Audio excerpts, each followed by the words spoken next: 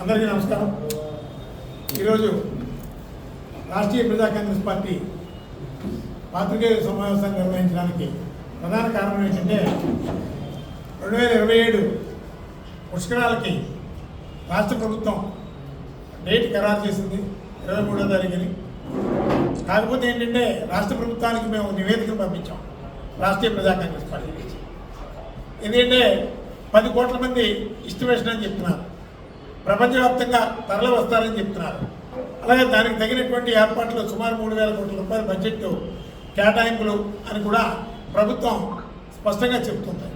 దాని మీద కార్యాచరణ సిద్ధం చేయడానికి రాష్ట్ర ప్రభుత్వం తీసుకున్నటువంటి నిర్ణయాల్లో మేము కొన్ని తప్పుపడతాం. ఎందుకంటే ప్రజలకి ఏదైతే అవసరం, పుష్కరాలను ఎంత ఘనంగా నిర్వహించాలి, 2015 పుష్కరాల్లో జరిగినటువంటి అపశృతులు ఇప్పుడు మళ్ళా తలెత్తకుండా ఉండాలి అంటే ప్రపంచవ్యాప్తంగా ఒక గొప్ప పేరు ప్రఖ్యాతులు దక్కాలి అన్న ఖచ్చితమైనటువంటి నిర్ణయాత్మకమైనటువంటి నిర్ణయాల్ని రాష్ట్ర ప్రభుత్వం అమలు చేయాల్సిన అవసరం ఉందని రాష్ట్రీయ ప్రజా కాంగ్రెస్ పార్టీ 14 అంశాలని క్రోడీకరిస్తూ రాష్ట్ర ప్రభుత్వానికి నివేదికని సబ్మిట్ చేయడం జరిగింది. అందులో ప్రధానంగా ఏంటంటే పుష్కరాలకి 3 నెలల ముందుగా ఆంధ్రప్రదేశ్ పేపర్ మిల్ని క్లోజ్ చేయాలని, నిలిపివేయాలని ప్రధానంగా సూచించాం. ఎందుకంటే విపరీతమైనటువంటి పొల్యూషన్, ప్రమాదకరమైనటువంటి రసాయనాలు ఆ రోజు విడుదలవుతాయి. ఇప్పటికే కేరళ, ప్రయాగ్రాజ్ అలాగే కర్ణాటక రాష్ట్రాల్లో ఘోరమైనటువంటి బ్యాక్టీరియాస్ చెవులు ముక్కు రంధ్రాల నుంచి వెళ్ళి అసలు ప్రమాదకరమైన పరిస్థితులకి ప్రాణాలు కూడా పోయేటటువంటి పరిస్థితులు ఉన్నాయని చెప్పి మనం అనేక ప్రచార మాధ్యమాల్లో చూస్తున్నాం. డాక్టర్స్ కూడా చేతులెత్తేసినటువంటి ఘటనలు ఉన్నాయి. అలాగే ప్రయాగ్రాజ్లో అయితే ఈకోలన్ అనే ఒక బ్యాక్టీరియా నీటిలో ప్రవేశించి చాలామంది ఇబ్బందులకి గురి కావాల్సిన పరిస్థితులు ఏర్పడ్డాయి. ఇవన్నీ కూడా దృష్టిలో పెట్టుకొని ఆంధ్రప్రదేశ్ పేపర్ మిల్లు విడుదల చేసేటటువంటి రసాయనాలు అన్ప్యూరిఫైడ్ రసాయనాలు అని చెప్పి గతంలో ఎన్నో సర్వేల్లో భయంకరమైనటువంటి ఆ ప్రమాదకరమైనటువంటి రసాయనాల మూలంగా భక్తులు చాలా ప్రమాదకరమైన అనారోగ్య పరిస్థితులకి చేరకుండా ప్రభుత్వం ముందస్తుగా చర్యలు చేపట్టాలి అంటే పేపర్ మిల్ని 3 నెలల ముందుగా క్లోజ్ చేయాలి. తద్వారా వాయు కాలుష్యం, జల కాలుష్యం నుంచి ప్రజలు, భక్తులు రక్షింపబడతారు. వాయు కాలుష్యం మూలంగా కూడా చాలా ప్రమాదకరమైన పరిస్థితులు వచ్చేటటువంటి పరిస్థితులు ఉన్నాయి. ఇక్కడ ఖచ్చితంగా ఈ 2 చర్యలు ప్రభుత్వం చేపట్టమని చెప్పి ఆల్రెడీ మన తూర్పుగోదావరి జిల్లా కలెక్టర్ గారికి, ఆంధ్రప్రదేశ్ ముఖ్యమంత్రి గారికి మేము తెలియజేయడం జరిగింది. అందులో మరో అంశంగా ఏంటంటే 2015లో రాష్ట్ర ప్రభుత్వం అప్పుడే ముఖ్యమంత్రి అయినటువంటి ప్రస్తుత ముఖ్యమంత్రి శ్రీ నారా చంద్రబాబు నాయుడు గారు ఆర్ట్స్ కాలేజ్ ప్రాంగణం వేదికగా రాజమండ్రిని రాజమహేంద్రవరంగా ప్రకటిస్తున్నామని చెప్పి ఆయన ఒక జీవోని విడుదల చేసి వదిలేశారు. వాస్తవానికి రాష్ట్ర ప్రభుత్వం జీవో అది రాష్ట్ర ప్రభుత్వం వరకు ఈరోజు రాజమహేంద్రవరంగానే కంటిన్యూ అవుతుంది. వాస్తవానికి ఏంటంటే ఈ రాజమహేంద్రవరం అని ఇప్పుడున్న చంద్రబాబు నాయుడు గారికి అప్పుడున్నటువంటి సమాచారం, అందుబాటులో ఉన్నటువంటి సమాచారం మేరకు తొందరపాటు చర్యల్లో భాగంగా రాజమహేంద్రవరం అని నామకరణం చేశారు. వాస్తవానికి ఈ ప్రస్తుత రాజమండ్రికి 2000 సంవత్సరాల పైబడి చరిత్ర, వీరోచితమైనటువంటి చరిత్ర ఈ రాజమండ్రి సొంతం. అలాగే డచ్వారు, ఆంగ్లేయులు, క్షత్రియులు, రాజులు, నవాబులు, విదేశీయులు, మొఘళ్ళు ఎంతో గొప్ప రాజ్యాలు పరిపాలించిన, రాజ్యాధికారాలు చేసినటువంటి గడ్డ రాజమండ్రి, ప్రస్తుత రాజమండ్రి. అలాగే కళలకి, సాహిత్యానికి పుట్టినిల్లు వంటిది ఈ రాజమహేంద్రవరం. కానీ రాజరాజ నరేంద్రుడి అభిలాష మేరకు ఆ రోజు రాజమహేంద్రవరం అని నామకరణని కొంతకాలం కంటిన్యూ అయింది.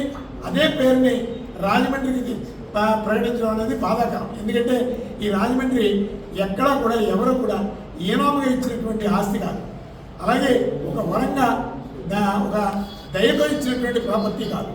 ఇది నిర్మించుకున్నటువంటి ఒక గొప్ప సాహితీ నగరం. ఈ నగరానికి అలాంటి అపకీర్తి ఉండకూడదని రాష్ట్రీయ ప్రజా కాంగ్రెస్ పార్టీ నుంచి రాష్ట్ర ప్రభుత్వానికి విజ్ఞప్తి చేస్తున్నాం. అలాగే రాజరాజ నరేంద్రుడి గారి చరిత్ర అంతా కూడా అసాంఘికకరమైనటువంటి చరిత్ర.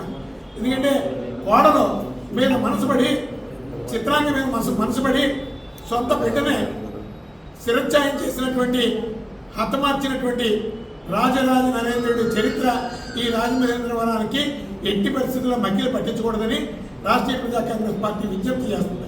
ఎందుకంటే ఇది రాజమండ్రి ప్రజల ఆత్మగౌరవం. రాజరాజ నరేంద్రుని అభిలాష మేరకు ఏర్పడినటువంటి రాజమహేంద్రవరం పేరు మా ఆత్మగౌరవాన్ని దెబ్బతీసే విధంగా ఉంది. అందుకని మాకు ఎప్పటి నుంచో ఆ ఆది కాలం నుంచి కూడా రాజమందిర్ అనే నామాలని చరిత్రలో లిఖింపబడినటువంటి గొప్ప చరిత్ర కలిగినటువంటి రాజమండ్రిని ఖచ్చితంగా రాజమందిర్ అనే పేర్లతో మళ్ళా ప్రకటించమని రాష్ట్ర ప్రభుత్వానికి మేము నివేదికను సమర్పించాం. అదేవిధంగా ఆ మున్సిపల్ కార్పొరేషన్ నుంచి కూడా తీర్మానం చేసి అది కేంద్ర రాష్ట్ర ప్రభుత్వాన్ని గెజిట్ నోటిఫికేషన్ కూడా ప్రకటించమని మేము రాష్ట్ర ప్రభుత్వానికి ఆల్రెడీ మేము నివేదికని సమర్పించడం జరిగింది. అందులో కొన్ని ముఖ్య ఘటనలు కూడా రాష్ట్ర ప్రభుత్వానికి సూచించడం జరిగింది. పేపర్ మిల్ని 3 నెలల ముందు క్లోజ్ చేయడంతో పాటు అలాగే ప్రమాదకరమైనటువంటి రసాయనాలని ఇప్పటి నుంచే కూడా కాస్త నియంత్రించమని పేపర్ మిల్లు వారికి సూచించమని ప్రభుత్వానికి విజ్ఞప్తి చేశాం. అలాగే పటిష్టమైనటువంటి స్నానఘట్టాల నిర్మాణానికి నిపుణుల బృందంతో ప్రణాళికలు సిద్ధం చేయాలని చెప్పి రాష్ట్రీయ ప్రజా కాంగ్రెస్ పార్టీని సూచించడం జరిగింది. అలాగే థర్డ్ పాయింట్గా పుష్కర భద్రత ఏర్పాట్లు, ఇతర అభివృద్ధికి సంబంధించి స్థానికులతోని అలాగే ఇతర రాజకీయ పార్టీలతోని ఒక అధికారిక కమిటీని నియమించమని, అంటే ఒక అఖిలపక్ష కమిటీని నియమించమని, తద్వారా వాళ్ళ ఆలోచన ప్రకారం కూడా కొన్ని ఏర్పాట్లని పరిశీలించాలని చెప్పి రాష్ట్ర ప్రభుత్వానికి తెలియజేయడం జరిగింది. 2027 రాజమండ్రి పుష్కరాలకు సంబంధించి అనుభవజ్ఞులు దైవభక్తి గల అధికారులని నియమించమని మేము చెప్తున్నాం. అలాగే 5th పాయింట్గా 27 పుష్కరాలకు సంబంధించి ట్రాఫిక్ క్రమబద్ధీకరణకు, వాహన పార్కింగ్ ఏర్పాట్లకు 6 నెలల ముందు నుండి పక్కా ఏర్పాట్లు చేయమని చెప్పి ప్రభుత్వానికి సూచించడం జరుగుతుంది.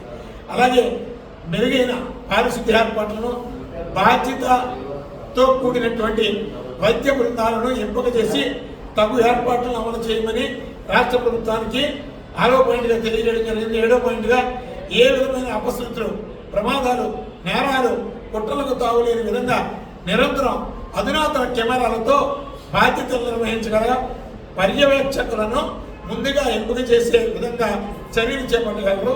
మెరుగైన భద్రతా రవాణా ఏర్పాట్లను పరిశీలించగలరు. ఎందుకంటే కెమెరాల విషయంలో ప్రభుత్వం చాలా నిశ్చితంగా పరిశీలించాల్సిన అవసరం ఉంది. కారణం ఏంటంటే గతంలో 2015 పుష్కర ఏర్పాట్లలో సుమారు 400 కోట్ల రూపాయలు ఖర్చు పెట్టి అధునాతన కెమెరాలు, చీమ కూడా కనబడుతుంది, తల వెంట్రుక కూడా కనబడుతుందని అప్పుడు ప్రభుత్వం చాలా అట్టహాసంగా ప్రచారం చేసుకుంది. తీరా ఎంతో మంది చనిపోయారు. ఆ రోజు భద్రతా ఏర్పాట్ల వైఫల్యం, ఆ చనిపోయిన ఘటనకు సంబంధించి వీడియో ఫుటేజీలని మాయం చేసేశారు. అలాగే జస్టిస్ సోమయాజన్ కమిటీని కూడా ముట్టదాఖలు చేశారు. చివరికి మృతుల కుటుంబాలకు కానీ మృతులకి కానీ ఏ విధమైన న్యాయం చేయలేదు అని అపశృతి మళ్ళా తిరిగి పునరావృతం కాకూడదు అనుకుంటే ఖచ్చితంగా కెమెరాల విషయంలో ఖర్చు పెట్టేటటువంటి నిధుల్ని చక్కగా బాధ్యతారహితంగా ఖర్చు పెట్టాలి. అందుకు కావాల్సినటువంటి నిపుణుల్ని, టెక్నీషియన్స్ని ముందుగానే సెలెక్ట్ చేసుకోవాలని చెప్పి రాష్ట్రీయ ప్రజా కాంగ్రెస్ పార్టీ నుంచి సూచించడం జరుగుతుంది. అలాగే 8th పాయింట్గా మతపరమైనటువంటి విద్వేషాలు రెచ్చగొట్టే విధంగా కొన్ని ఉగ్రశక్తులు ప్రజలు తినే ఆహారాల్లోని, ఖర్జూర పళ్ళలోని, నీటిలోని ఒక రకమైన బ్యాక్టీరియాను కలిపే విధంగా కుట్రలు జరుగుతుంటాయి. ఎందుకంటే ప్రయాగ్రాజు కుంభమేళా ఘటనలో ఈ తరహా యాక్టివిటీ ఒకటి బయటపడింది.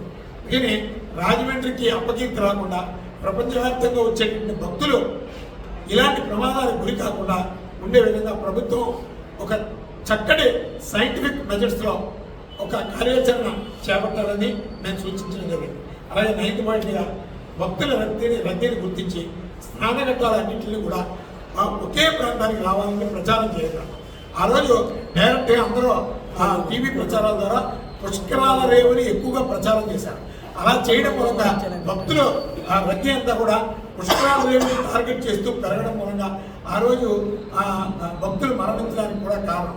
ఈరోజు నేను చెప్తున్నటువంటి అంటే అన్ని స్నానఘట్టాలకి ఒకే విధమైన ప్రచారాన్ని మీరు ప్రజావేదికతో వివిధ ప్రచార మాధ్యాలతో చేసి అన్ని స్నానఘట్టాలకి ఒకే ప్రాధాన్యత, ఒకే పుణ్యఫలం అయితే తగ్గుతుంది అని ప్రచారాన్ని విస్తృతంగా చేయమని రాష్ట్ర ప్రభుత్వానికి నేను సూచించడం జరుగుతుంది.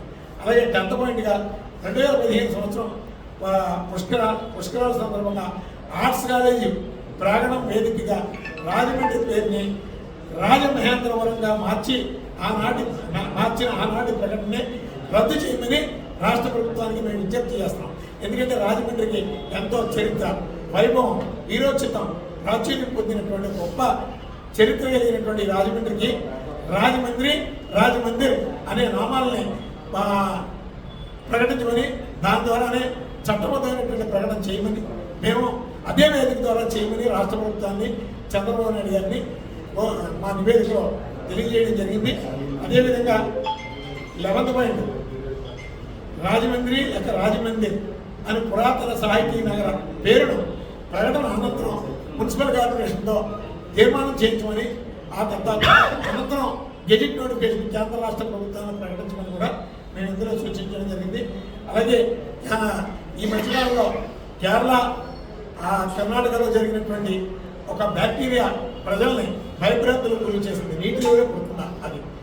అలాంటి పరిస్థితులు కూడా ఇక్కడ కాకుండా క్షుణ్ణంగా ప్రతిదీ కూడా ప్రజల భద్రత, అలాగే భక్తుల సౌకర్యం ప్రధానంగా దృష్టి కేంద్రీకరించి ఏ విధమైనటువంటి ఈగోస్కి పోకుండా, ఆధిపత్య ధోరణికి పోకుండా అందరినీ కలుపుకొని ఈ రాజమండ్రి పుష్కరాలను నిర్వహించమని ఈ రాష్ట్ర ప్రభుత్వానికి రాష్ట్రీయ ప్రజా కాంగ్రెస్ పార్టీ చెప్తుంది. అలాగే చివరిగా ఈ మధ్యకాలంలో కొంతమంది ముష్కర్లో రెడ్ ఫోర్ట్ వేదికగా తీసుకొని ఢిల్లీలో ఒక కారు బాంబు బ్లాస్ట్ చేశారు. అదే తరహాలో ఇక్కడ 10 కోట్ల మంది జనాలు వస్తున్నారంటే కొంతమంది టెర్రరిస్ట్ యాక్టివిటీస్ కూడా ఉంటాయి. దీని మీద ప్రభుత్వం క్షుణ్ణంగా పరిశీలించి ప్రతిదీ కూడా ఆ అణువణువు శోధించే విధంగా ఎన్ఐఏ లాంటి దర్యాప్తు సంస్థలకి పూర్తిగా లిబర్టీ ఇచ్చి తద్వారా ఆ పరిరక్షణ కార్యక్రమాన్ని ఎన్ఐఏకి అప్పచెప్తే కొంత ఖచ్చితంగా ప్రజల ప్రాణాలకి రక్షణ, ఒక భరోసా ఉంటుందని చెప్పి రాష్ట్రీయ ప్రజా కాంగ్రెస్ పార్టీ ఈ రాష్ట్ర ప్రభుత్వానికి విజ్ఞప్తి చేయడం జరిగింది. ఖచ్చితంగా ఈ తరహాలో పుష్కరాలను నిర్వహిస్తే ప్రజలకి, అలాగే పుణ్యస్థానాలకి ఒక బాధ్యత, ఒక పవిత్రత ఉంటుందని ఈ సందర్భంగా తెలియజేస్తున్నాం. ప్రపంచవ్యాప్తంగా వచ్చేటువంటి భక్తులందరూ రాజమండ్రి పుష్కరాలంటే ఎంతో నమ్మకంతో వస్తారు. ఎందుకంటే ప్రపంచవ్యాప్తంగా రాజమండ్రి పుష్కరాలకి ఒక ప్రత్యేక స్థానం ఉంది. ఆ ప్రత్యేక స్థానాన్ని, ఆ పవిత్రతని ప్రభుత్వం కూడా ఏదో నిర్లక్ష్యంగా రాజకీయ ప్రమాణాలకి, రాజకీయ ఆధిపత్యానికి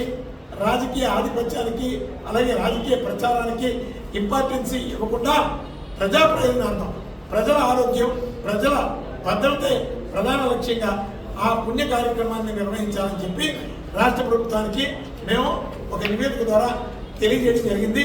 ఖచ్చితంగా ఈ నివేదిక సమర్పించాం. తూతు మంత్రంగా మా పని అయిపోయింది అనే ఊరుకునేటటువంటి వాళ్ళం రాష్ట్రీయ ప్రజా కాంగ్రెస్ పార్టీ వాళ్ళం అయితే కాదు. ఖచ్చితంగా దీన్ని ఫాలోఅప్ చేస్తాం. రాష్ట్ర ప్రభుత్వం ఖచ్చితంగా దీన్ని పిన్ను క్షుణ్ణంగా పరిశీలించి దీని మీద ఒక కమిటీని కూడా నియమించాలని రాష్ట్ర ప్రభుత్వానికి మేము తెలియజేస్తాం. అలాగే పుష్కరాలకి ఖచ్చితంగా ఈ రాజమండ్రిలో ఒక అఖిలపక్ష సమావేశాన్ని ప్రభుత్వ పరంగా నియమించాలని చెప్పి మరొకసారి విజ్ఞప్తి చేస్తున్నాం. ఇందులో ఏది నిర్లక్ష్యం చేసినా రాజమండ్రికి అపకీర్తి వచ్చేటటువంటి ప్రమాదం ఉందని చెప్పి రాష్ట్ర ప్రభుత్వానికి హెచ్చరిస్తున్నాం. ఖచ్చితంగా ఈ దిశగా రాష్ట్ర ప్రభుత్వం ఆలోచన చేస్తుందని సందర్భంగా ఆలోచిస్తూ మేము సెలవు.